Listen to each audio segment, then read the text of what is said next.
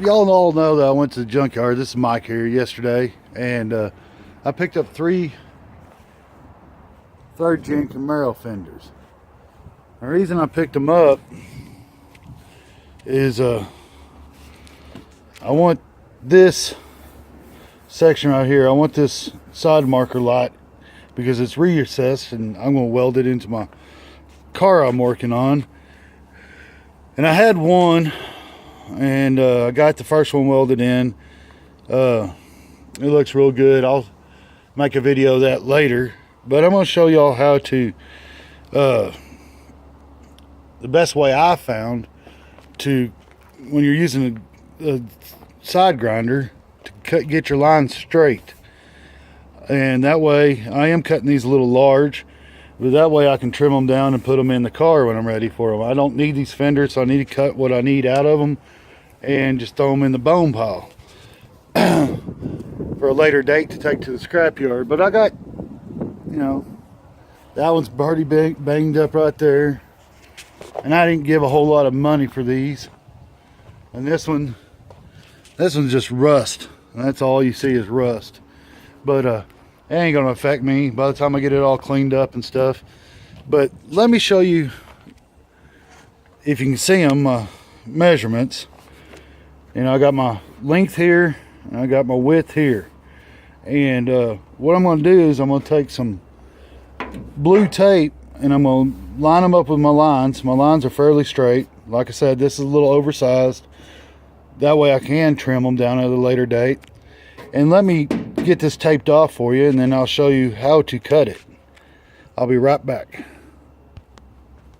As you can tell, I use some blue masking tape. You can get it at any hardware store, anywhere you want to buy it. I'm not going to say anywhere or recommend you buy it anywhere, but what I did is I made me a square, or this is actually a rectangle actually.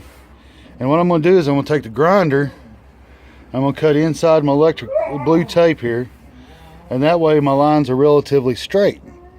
Now when you're taking the grinder and you're cutting the sheet metal, you don't need to just gouge into it. You need to take several passes by your blue tape. That way you don't get this metal too hot and not warp it. But some of your older guys know this, but I'm just trying to see if anybody else might need to know this information. But I'm gonna go ahead and pause this video again, and I'm gonna get my grinder hooked up, and I'm gonna make a couple passes and show y'all why slower is better. As y'all can see, I hope y'all can see it, I made a thin groove. I made a slow pass through here, and I made a thin groove. And what that does is that helps hold that blade in that groove while you're cutting. Now, it takes practice to get it absolutely straight every time, but I found out the tape is a lot straighter than just making you a line on it with a Sharpie or whatever. But let me do some more cutting, and I'll be right back to you.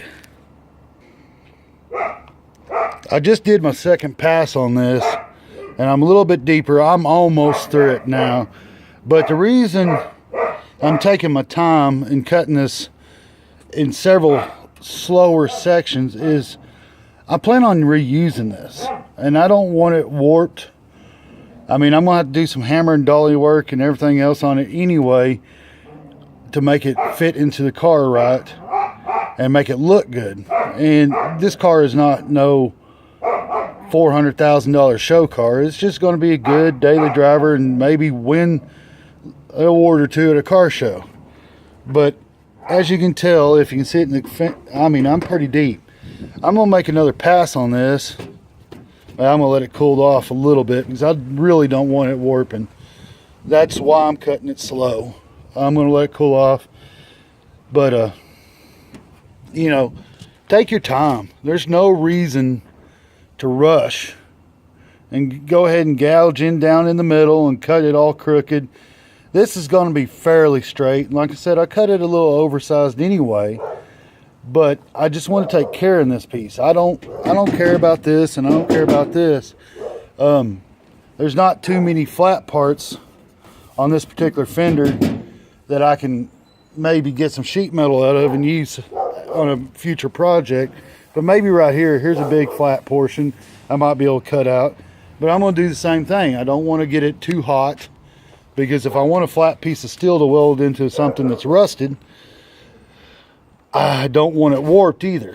That's just more hammer and dolly work and more work for me down the road. Let me try it one more time and I'll see if I can get it cut out and show you what I did.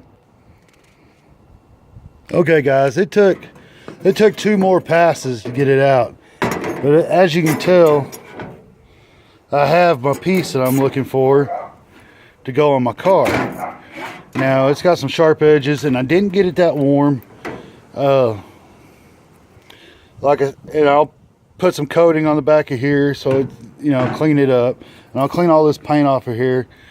But that's the piece I wanted. I wanted this recessed piece for this side marker light, so I can have side marker lights on my car, because I don't want to put all that trim and stuff and everything that caused all my rust problems back on the car. I'm just building me a good daily driver, and I want a little bit of customized. It's not a rat rod by no means, but take your time and you'll end up with some pretty good results.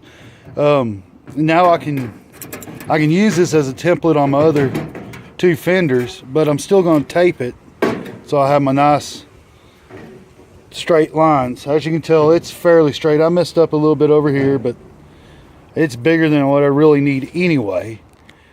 But anyway, like, comment, share. Thank you so much for watching my video, and until next time.